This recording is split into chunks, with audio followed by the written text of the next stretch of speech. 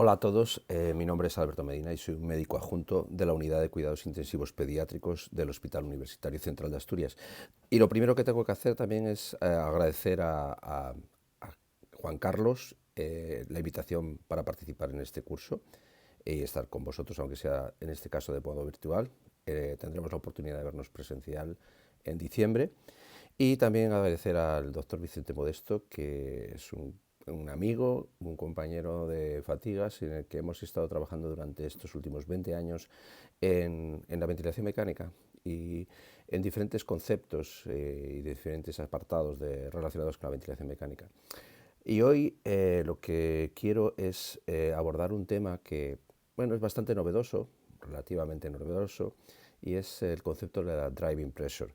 Em, Tiene una traducción difícil al castellano, porque la traducción literal es presión de conducción, pero esto no nos hace la idea de lo que es exactamente. Vamos a ir tratando de desgranarlo. El concepto este de la driving pressure está relacionado con una patología que es el distrés respiratorio agudo. El síndrome de distrés respiratorio agudo es un síndrome que fue descrito en los años 60, pero que realmente la primera conferencia en la que se trató el tema dando unas pautas diagnósticas específicas del síndrome fue en Barcelona en el año 1992. Si estás aquí, la tenéis, la conferencia Consenso Europeo-Americana. Esta desarrolló una definición que no era práctica, ya que teníamos que poner un Swan-Ganz, medir la presión de enclavamiento pulmonar. Por eso, unos años después, en concreto en el año 2012, se desarrolló la definición de Berlín, que bueno, mejoraba este aspecto, pero tampoco es una definición perfecta. El síndrome de distrés respiratorio agudo, en base a esta definición de Berlín, se caracteriza por cuatro cosas. Tiene que haber un insulto, una lesión que afecta al pulmón durante la última semana. En segundo lugar, tiene que haber infiltrados alveolo-intersticiales bilaterales, opacidades bilaterales, que además no deben estar causadas por un edema agudo de pulmón, o sea, tiene que ser por otras razones.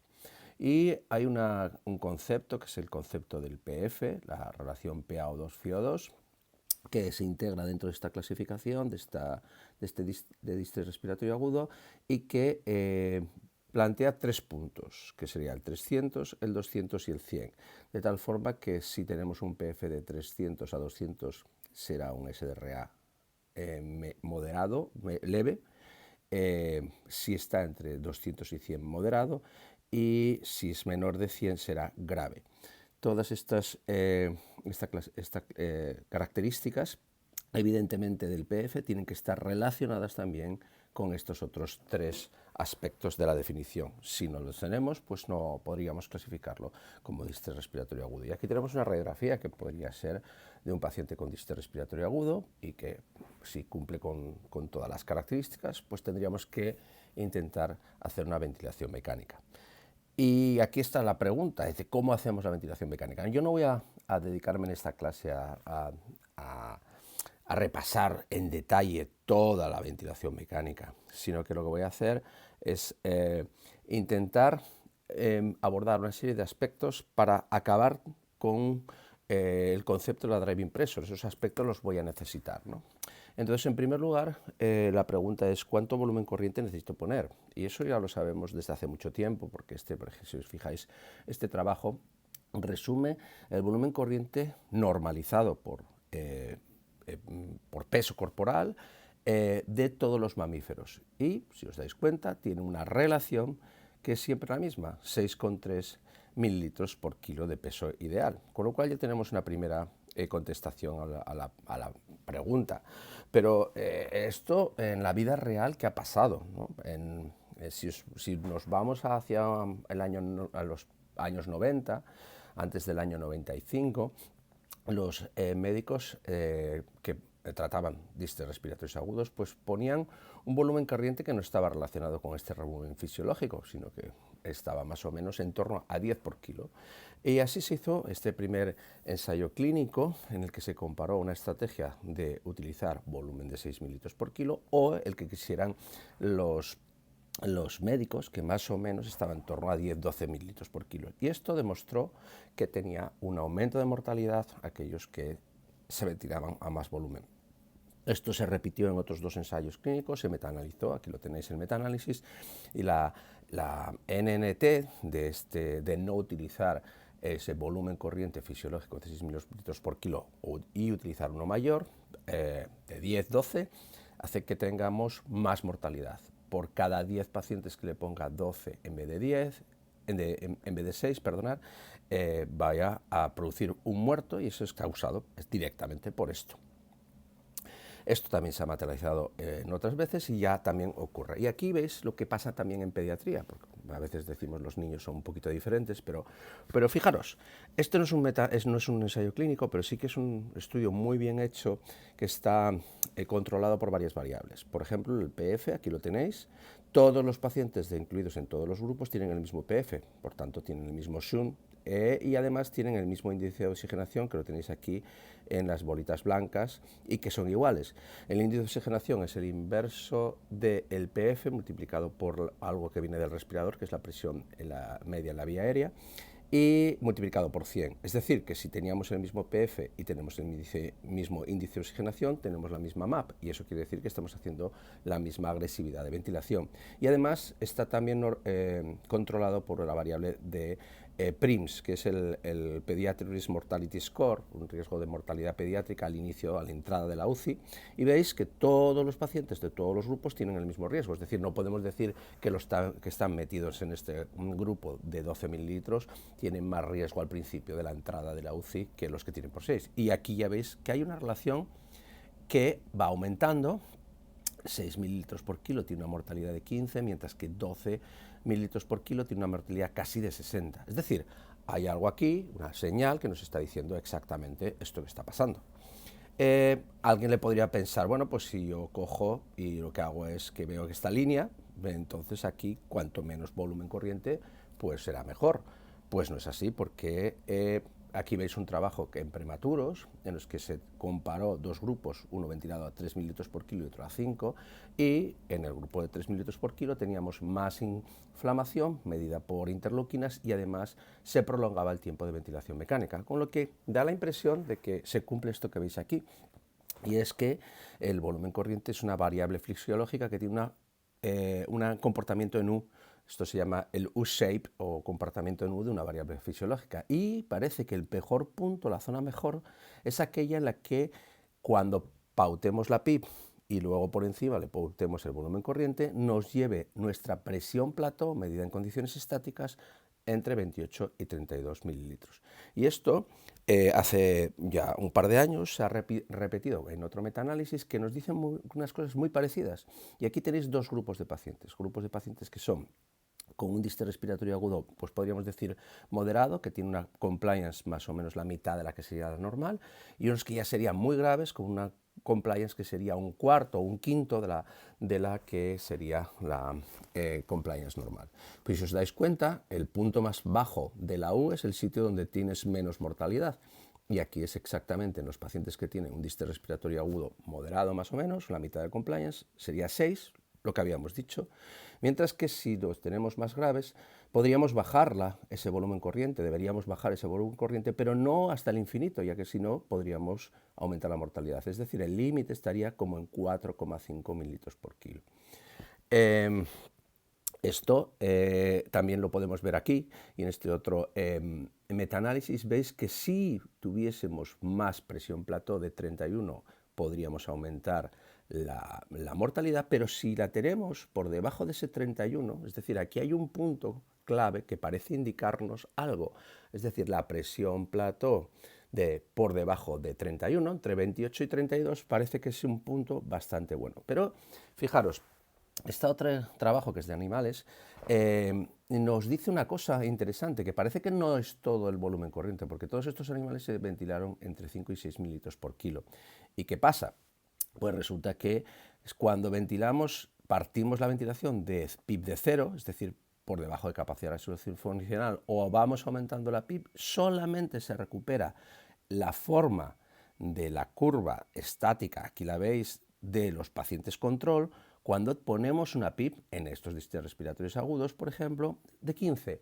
Es decir, parece que no solamente es el volumen corriente el que está influyendo en la mortalidad, sino desde dónde partimos, es decir, cuál es la PIB que estamos poniendo para luego meter el volumen corriente. Y esto lo que llevó es a la aparición de este trabajo. Y aquí es donde vamos a pararnos un poquito más, porque este es el trabajo original de Marcelo Amato. En el año 2015 se describió por primera vez la influencia de la driving pressure en la ventilación mecánica del paciente con distrés respiratorio agudo. ¿Y qué es la driving pressure? La driving pressure es la diferencia entre la presión plató, medida en condiciones estáticas, y la presión PIB, medida también en condiciones estáticas. Y lo que vemos aquí es que parece que hay un punto por debajo del cual la mortalidad se disminuye. Y ese punto es aproximadamente 15 centímetros de agua de esa driving pressure. Y eso coincide con un volumen corriente de más o menos 6 mililitros por kilo. Perfecto. Pero lo más importante del trabajo de Amato no fue este descubrimiento, sino yo creo que es esta simulación que nos hace aquí con 3 estrategias de ventilación. Aquí tenemos una estrategia de ventilación en la que los médicos no varían la PIB, pero van aumentando el pico, ya que si el paciente está reclutado, pues puede estar hipoxémico o hipercámico, entonces van intentando mover más volumen corriente, van intentando subir el pico, y esto hace que aumente la mortalidad. Esto hace que si tú perteneces a este universo, creas la teoría del barotrauma, ya que a mayor presión, como veis aquí, mayor muertos. Pero analizó los datos de otra forma, que es con esta otra estrategia de ventilación, y es la que hacíamos muchos de nosotros cuando empezamos a ventilar pacientes en la UCI pediátrica, y era que nosotros habíamos perdido un poquito el miedo a la PIB. Esto hacíamos que subíamos la PIB, pero manteniendo el volumen corriente. ¿Eso qué quería decir? Que la diferencia de presión iba a ser la misma todo el tiempo. La diferencia entre la PIB y la presión plató, lo que sería la driving pressure, iría en paralelo, como veis aquí. Pero esto no cambiaba la mortalidad de los pacientes. Y la tercera estrategia sería en la que subimos la PIB, pero disminuyendo el volumen corriente, con lo cual la diferencia, la driving pressure, iba a disminuir. Y esta estrategia disminuye la mortalidad de los pacientes. ¿Qué conclusiones podemos llevar a este trabajo? Bueno, pues en primer lugar, si comparamos este grupo con este grupo, se refuta la teoría del barotrauma. ¿Por qué? Porque este paciente que está aquí tiene el mismo pico de presión que está aquí, y este tiene más mortalidad que este. Segunda conclusión, la PIB no es el mal de todo el universo, porque este paciente que está aquí tiene mayor PIB que este paciente que está aquí, y sin embargo tiene menos mortalidad que este. Y por otra parte, los ensayos de la super PIB, cuando ya la gente perdió el miedo a poner PIB, poner presión positiva al final de la aspiración, se programaban los pacientes unas PIB altísimas, de 25, y sin embargo eso, ¿qué es lo que pasó? Pues que a pesar de que subamos la PIB mucho, este y este tienen igual PIB, pero tienen diferentes picos, y lo que tienen es diferentes volúmenes corrientes, y esto hace que no por mucha PIB que tenga voy a estar mejor, porque aquí ya veis que he ido subiendo la PIB, pero la mortalidad no cambia, con lo cual la teoría del atelectagma está refutada. Es decir, la subida de la PIB sí va a tener influencia, pero sí va asociado a otra cosa, que es el que disminuyamos esa driving pressure a través de la disminución del volumen corriente. Esto en pediatría también ocurre. Esto es un trabajo desde hace muy poco, de hace un par de años, en la que veis aquí que también aparece otra vez un número mágico, que es el día 15. Aquí tendremos más días libres de ventilación mecánica, mientras que aquí tenemos menos, y es significativo. Cuanta más driving pressure tengo, menos días libres de ventilación mecánica tengo. Y esto es lo mismo, y aquí veis cómo es significativo el concepto, la variable de driving pressure. Bueno, ¿Y qué pasa con la PIP? Es decir, dentro de la Brain impreso ya veis que están esos dos datos, que es por una parte la presión plató y por otra parte la PIP, ambas medidas en condiciones estáticas. ¿Y cuál es la PIP que tendríamos que programar a un paciente? Pues la PIP teórica que deberíamos programar sería aquella que recuperase la capacidad residual funcional, y eso se marca por el punto bajo de inflexión de la curva de compliance. Aquí ves la curva de compliance estática de un paciente con distrés. Si este es el punto bajo de inflexión, pues tendríamos que poner aproximadamente un par de puntos por encima. Y eso es lo que nos dijo Amato en este estudio. Este estudio fue probablemente el más importante de los últimos 30 años en relación con el distrés respiratorio agudo, porque hizo el cambio de estrategia de ventilación de aspecto a lo que se ventilaba en aquel momento, que era la ventilación convencional. Se hacía con un volumen corriente de 10-12 por kilo, y la PIC que se ponía era aquella que se intentaba recuperar una PO2 normal, 60-80, pero manteniendo una FiO2 por debajo del 60%, y si se deterioraba la hemodinámica, entonces bajábamos la PIP. Mientras que Amato propuso otra cosa, decía, vamos a medir la curva estática a todos nuestros pacientes, miramos dónde tienen el punto de inflexión bajo de la curva de compliance y le ponemos esa PIP ideal que veis arriba a la derecha como 2 puntos por encima del punto de inflexión bajo. Y si esa PIP le reprimía la hemodinámica, pues la soportaba pues, con líquidos inotrópicos. Y eso llevó a dos cosas. La primera, la estrategia clásica lleva a tener un PF que es aproximadamente de 120. Eso es un shunt aproximado del 50%. Mientras que la estrategia nueva que proponía Amato llevaba a tener un PF del doble, de más de 200. Y eso lo que supone es que el shunt es de aproximadamente el 30%. Y si veis aquí, lo que pasa es que la PIP que ponían los médicos al grupo control era aproximadamente 10, mientras que la que tenía que poner Amato era como de 18 al principio. Y esto, ¿qué pasó con ello? Pues que dijo que disminuyó la mortalidad. Le hicieron unas críticas porque esa mortalidad fue a la salida de la UCI, y entonces, como 3 años después, publicó el artículo en el que ya se medía la mortalidad a los 28 días, y veis qué espectacular resultados tiene. Es decir, el grupo convencional tiene una mortalidad del 71%, mientras que el nuevo grupo tiene el 38%. Esto es un hallazgo brutal, porque estamos bajando la mortalidad a la mitad, y solamente con un cambio, que es el cambio de poner más PIP. Esto se repitió en otros 2 ensayos clínicos y se metaanalizó por Federico Gordo Vidal, y aquí tenéis que la NNT de esto son de 5. Por cada 5 pacientes que no le pusieses la PIP por encima del punto de inflexión bajo de la curva de compliance, nos llevamos que matamos 1. Y esto además ahorra dinero y es coste efectivo. Pero lo más interesante ahora mismo es esto, que os voy a poner aquí, que es gracias a Vicente Modesto, que ha hecho esos cálculos. Pues tenemos ya la dosis que tenemos que poner de PIP en un SDRA grave, que por ejemplo tiene más o menos un PF de 100-120, es decir, ahí está ese paciente en una situación bastante deteriorada, y que esto es exactamente lo hizo midiendo o analizando todos los puntos de inflexión bajos de las curvas de compliance de los pacientes que estaban metidos en esos 3 ensayos clínicos que os dije de antes del metaanálisis de Federico Gordo Vidal.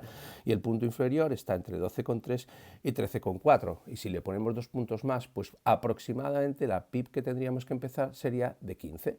Con lo cual ya tenemos varias cosas.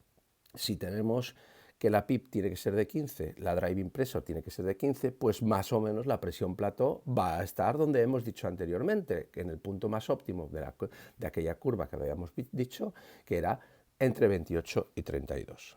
Bueno, nosotros hace 2 años publicamos un metaanálisis en el que incluimos todos estos ensayos clínicos para ver ¿qué importancia tenía esta estrategia de Open Lung Approach dentro del tratamiento del SDRA? Y lo que encontramos fue lo siguiente. Había 3 modelos que ajustaban bastante bien. El primer modelo es el PF al tercer día. El segundo modelo es la Mechanical Power, la potencia mecánica. Y el tercer modelo es la Driving Pressure.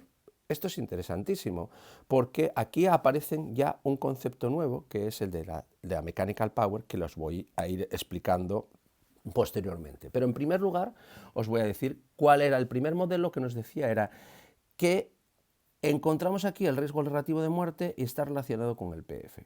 Y lo que pasa es que si nosotros tenemos una estrategia en la que vamos a ir reclutando los alveolos y vamos subiendo el PF por tanto, es decir, disminuyendo el SUND, lo que está pasando es que cuando llegamos a un punto de más o menos en torno a 170, es el punto más óptimo. Si seguimos aumentando la PIB o otras medidas de reclutamiento, podremos incluso aumentar la mortalidad. Es decir, ¿cuál va a ser el PC ideal para mantener a nuestros pacientes?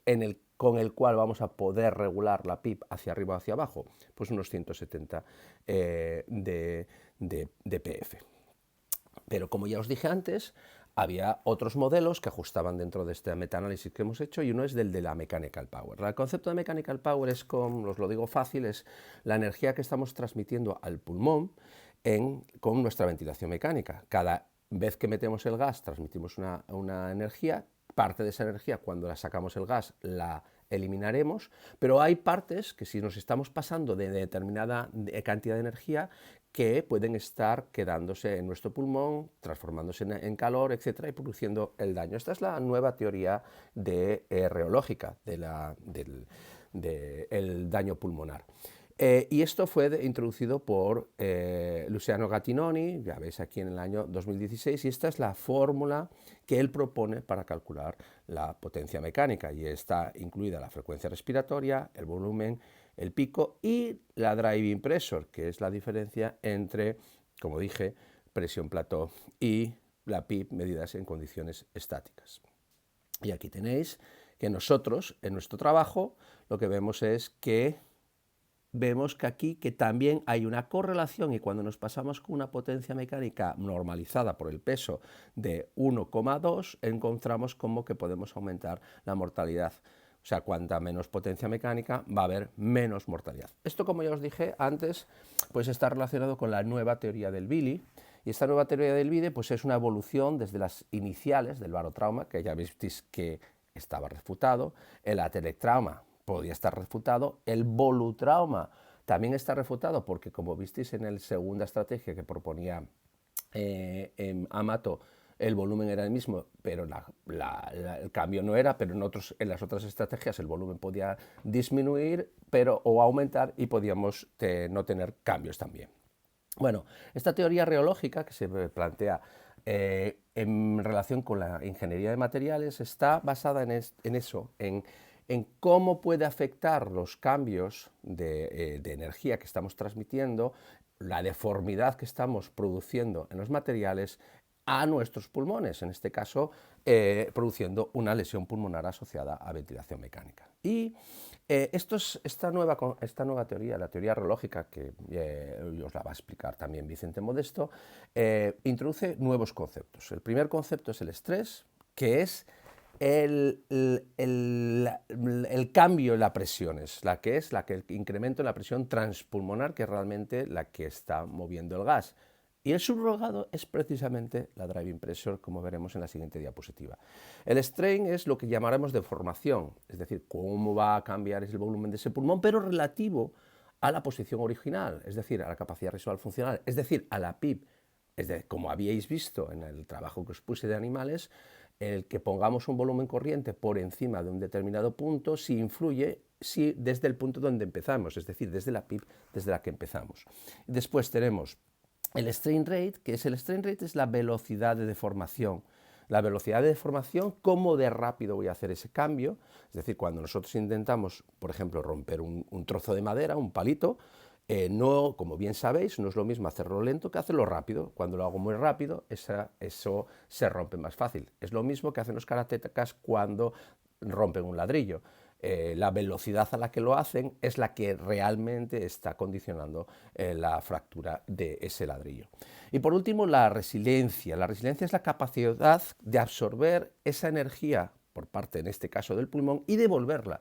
Si todo el tiempo estamos absorbiendo y devolviendo la misma cantidad de energía, pues no va a producirse la lesión pulmonar, pero en el momento que esa energía se nos queda en nuestro pulmón es cuando va a poder producirse mal calor y producir lesión de las células. Aquí veis lo que os estaba diciendo.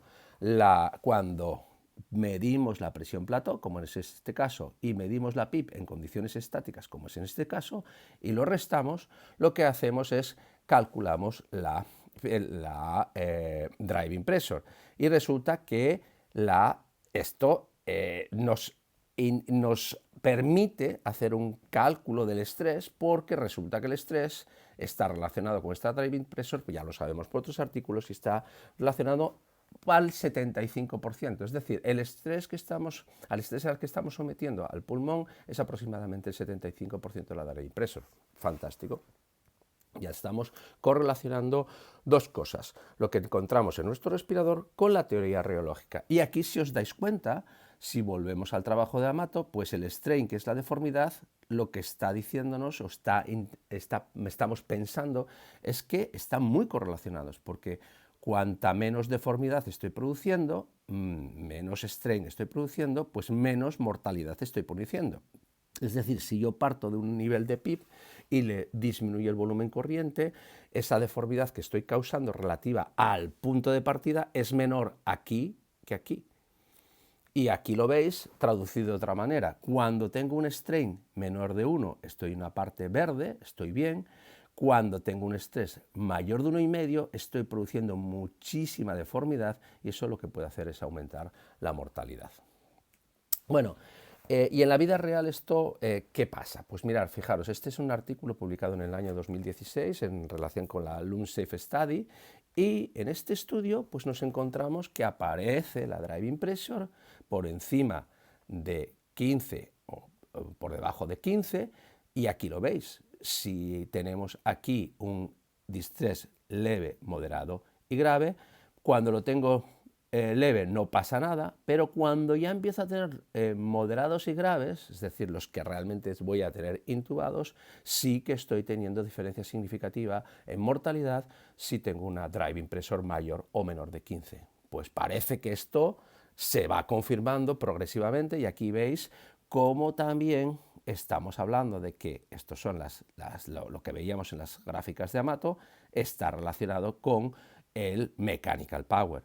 Cuanta más mechanical power, y sobre todo en este caso voy aumentando la diferencia de presiones. Aquí veis, es la PIB, la tengo constante y voy a aumentar la diferencia de presiones. Fijaros la mechanical power que tengo. Mientras que si yo aumento la PIB, pero manteniendo la presión plato estable, es decir, disminuyendo la driving pressure, fijaros cómo voy disminuyendo la mechanical power. ¿Y esto cómo lo he conseguido? Pues con menos volumen corriente. Esto es más o menos lo mismo en otro artículo. Aquí veis cómo otra vez estamos con la mechanical power. Cuando estamos con moderados, pues parece que no cambia nada, leves, perdón, no cambia nada, pero cuando estamos en moderados y graves, si aumentamos la mortalidad, aumentamos la mechanical power, aumentamos la mortalidad. Y en resumen, ¿cuál es el final de esta historia? Esto es un gráfico que tenéis disponible en nuestro libro, en el libro de ventilación mecánica pediátrica y neonatal, que hemos publicado en la Sociedad Española de Cuidados Intensivos Pediátricos, colaborando con la Sociedad Europea. Y en este gráfico resumimos la estrategia de ventilación. Y ya dentro de esa estrategia de ventilación, lo que tratamos de decir es que, primero, pongo una PIB de 15, inicial está bien, con el objetivo de mantener un PF entre 150 y 200, pongo un volumen corriente de 6, y eso lo que me va a pasar es que si estoy en un paciente más o menos que está un distrés moderado, no demasiado grave, pues va a hacer que la presión plato esté entre 28 y 32. Y eso hace pensar, si tengo una PIB de 15 y la presión plato está en 30, pues la driving pressure estará en 15, y que es el objetivo que yo quería. En el caso de que el paciente estuviese con muy grave, una compliance muy mala, como ya habéis visto en aquellas curvas azul y roja que veíamos, pues resulta que en ese caso tendría que bajar el volumen corriente. ¿Hasta cuándo? ¿Cuál es mi límite? Entre 4,5 y 5 es mi límite. De esa forma, si bajo el volumen corriente, podré bajar la presión plató, y por tanto intentaría bajar la driving pressure para mantenerla en 15. Este es el resumen, no voy a entrar en otros detalles, y el tema es que probablemente el fin de la historia no es esta, porque probablemente ni la mechanical power sea la fórmula final, ni tampoco la driving pressure específicamente sola ella puede explicarnos toda la mortalidad. Ya veis que la fórmula de mechanical power incluye dentro de ella la driving pressure. Por tanto, habrá que seguir investigando y ver si podemos aplicar estos conceptos de ingeniería de materiales a nuestra explicaciones de la lesión pulmonar relacionada con la ventilación mecánica. Pues muchas gracias a todos, un saludo.